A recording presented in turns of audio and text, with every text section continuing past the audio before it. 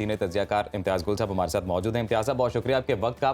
Sir, one on one हम इन तीनों पहलुओं पर बात कर लेते हैं। तो सबसे पहले तो बात करते हैं गुज़िश्ता रोज़ होने वाली मीटिंग पे। मौलाना फजलुर रहमान साहब और नवाज शरीफ के माबैन मीटिंग हुई है। क्लियर कट कोई प्रेस रिलीज़ या उस तरह से नवाज शरीफ की तरफ से तो कोई बयान सामने नहीं आया। अलबत्ता मौलाना फजलुर रहमान ने ही कहा है कि जी सीट एडजस्टमेंट पर बात हुई है। तो किस तरह की सीट एडजस्टमेंट हो सकती है? वो किसी खास सूबे में हो सकती है या ओवरऑल नेशनल असम्बली की सीट्स पर होंगी? देखिए, इस बारे में तो मैं सिर्फ इतना ही कहूँगा कि इस किस्म की मुलाकात को हम एक प्राइम टाइम टीवी में डिस्कस करना ही मैं समझता हूँ कोई मुनासिब नहीं है। ये तो दोनों पुराने हैं, उनकी सियासत इकट्ठी रही है और इनकी मुलाकातें वक्तन फवक्तन होती रहती हैं।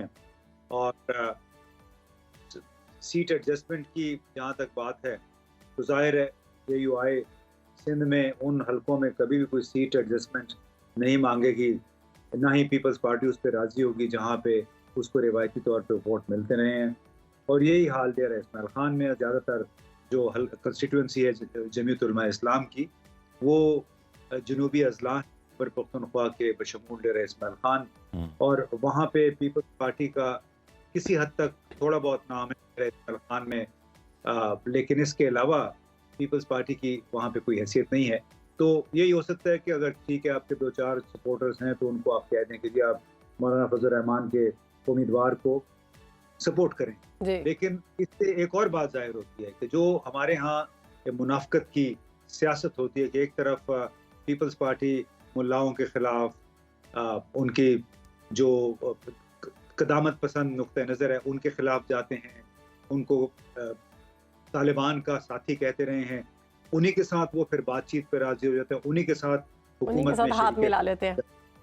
जी अच्छा सर, बिलावल भुट्टो की बात की जाए अगर, तो बिलावल भुट्टो बार बार एक तो बड़े फॉर्म में हमें नजर आ रहे हैं और बार बार वो बुजुर्ग सियासतदानों को सियासत छोड़ने का मशवरा दे रहे हैं और बातें कर रहे हैं कि अब आप घर बैठे रेस्ट करें और नई क़यादत को मौका दें। तो ये इशारा किसकी जानिब कर रहे हैं? क्या वो अपने वालिद साहब को इशारा कर रहे हैं? क्योंकि बताया तो यही जा रहा है कि अभी तक सबसे बुजुर्ग सियासतदान वही पाए जा रहे हैं पाकिस्तान में। उम्मीद यही की जानी चाहिए कि सबसे पहले वो अपने वालिद साहब को कहेंगे कि आप मेहरबानी करें घर बैठे और ये जो जोड़ तोड़ आप करते रहते हैं ये आप ना करें। इसका मतलब घर में नहीं कह सकते उनको। जी, घर में नहीं कह सकते ना, पब्लिक में वो कहते हैं पब्लिक में कहने में क्या हर्ज है। यानी वो दूसरों को आप सुना रहे हैं, उनको चाहे शरीफ हैं चाहे और दूसरे उनके खैबर पख्तूनख्वा में कुछ पुराने लोग हैं, लेकिन मसला बुजुर्ग लोगों का नहीं है, मसला के माइंडसेट का, सोच का, कि आप इस मुल्क को किस सोच के साथ हुक्मरानी करना चाहते हैं। अगर ये लोग समझते हैं कि ये इस मुल्क के हुक्मरान हैं तो वो जो माइंडसेट है उसकी वजह से आप इसको आगे नहीं ले जा सकते हैं। इम्तियाज़ दूसरा मैं ये देखता हूँ, एक पंजाबी की वो एक कहावत मुझे याद आती है, वो कहते हैं कि जी कहना धी नू ते सुनाना नू नू, तो वो कोई इस टाइप के मामला चल रहे हैं। दूसरा सर, 18वीं तरमीम के बारे में भी आप अपना क्या तज्जिया आपका वो भी दीजिएगा कि बिलावल भुट्टो ये भी कहते हैं कि खदशा है, और दूसरी जानिब ये खबरें भी हैं कि जो कमेटी एक खास तैयार की गई है नून लीग की जानिब से, जो एक बयानिया बनाएगी, उसको काफ़ी तजावीज़ भी मौसूल हो रही हैं कि 18वीं तरमीम को रोल बैक किया जा सकता है अगर वो इक़्तिदार में आते हैं तो। देखिए 18वीं तरमीम कोई पुरानी सहीफ़ा नहीं है।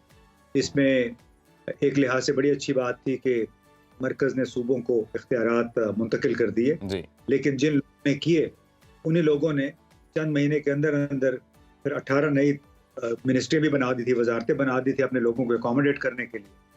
यानी मरकज़ ही में 18 नए वजारतें आ गई 10वीं हमारी 18वीं तरमीम आने के बाद।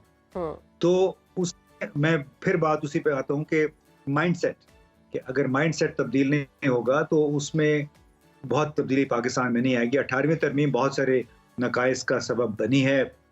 आप ब्यूरोक्रेसी के अंदर जितने भी मुखलिस लोग हैं उनसे आप पूछ लें, फौज का भी अपना एक नज़र उस हवाले से।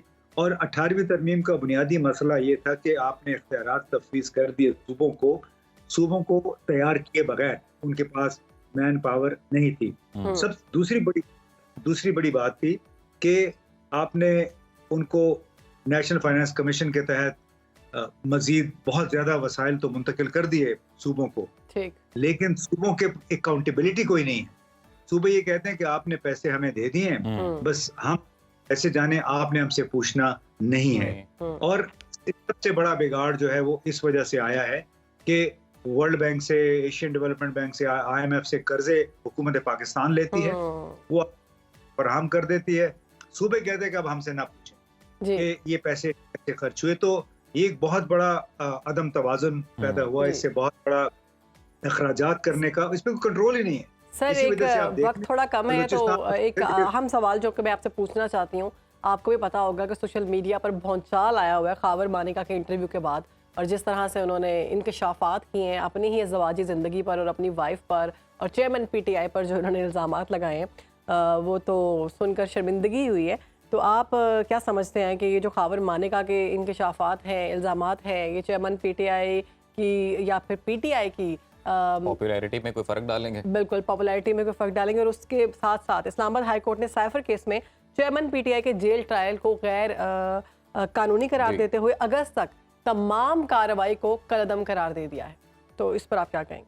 मेरी तवक्को ये थी, मुझे पता था कि आप ये सवाल पूछेंगे, लेकिन मेरी तवक्को ये थी कि खातून मुझसे ये सवाल नहीं करेगी तो खावर मानिका वाले से, यानी इस मुल्क की सहाफत के नाम पे ये लोग इतने गिर गए हैं, इसका कहीं पे तस्वर भी नहीं कर सकता। जो सहाफत हमने सीखी है, इसका उससे दूर दूर, जब आप मुखालफिन की बीवियों के, उनकी बहनों और माओं के बारे में इस किस्म की बातें करना शुरू कर दें, यही सियासत रह गई अब क्या?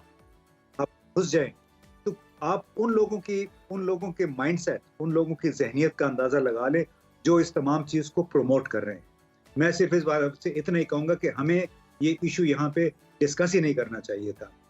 जहां तक साइफर केस है, उसमें साइफर केस में ठीक है, उनको अब ओपन कोर्ट में ट्रायल होगा, लेकिन अगर रियासती इदारे आप किसी के साथ नहीं है और उन्होंने एक फैसला किया हुआ है, तो चाहे बंद कमरे में इजलास हो, अदालती कार्रवाई हो या खुले कमरे में हो, उससे कोई फर्क नहीं पड़ता। जो फैसले हुए हैं उन्हीं फैसलों पे अमल दरामद होगा, उन्हीं फैसलों की रोशनी में नए फैसले होंगे। लिहाजा वो एक गोरख धंधा है केसों का, जिसमें साबिक वजीर आज़म इमरान खान फंसे हुए हैं। उससे निकलना किसी भी समझौता होने तक, इस गोरख धंधे से निकलना उनके लिए बड़ा मुश्किल होगा। लेकिन जो कुछ हो रहा है उसकी वजह से उनकी मकबूलियत पे कोई असर नहीं पड़ेगा। आप उनके जितनी मर्जी बेडरूम की कहानियां ले आएं, उनके जेल के अंदर की, उनकी बदकिरदारी की, ये जो भी ये लोग कर रहे हैं, उनको ये समझ नहीं आ रही कि इसके जरिए वो खुद को गंदा कर रहे हैं, वो खुद को अपनी क्रेडिबिलिटी खराब कर रहे हैं।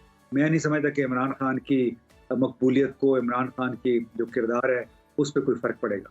जी, बहुत शुक्रिया आपका इम्तियाज़ गुल साहब, आपने सुनो पाकिस्तान को वक्त दिया और ओवरऑल जो पोजीशन है, जो डेवलपमेंट है, उस पर अपना तज्जिया पेश किया। आप कहीं भी हो, वक्त कोई भी हो, बाखबर रहिए दुनिया के हालात व वाक़यात से।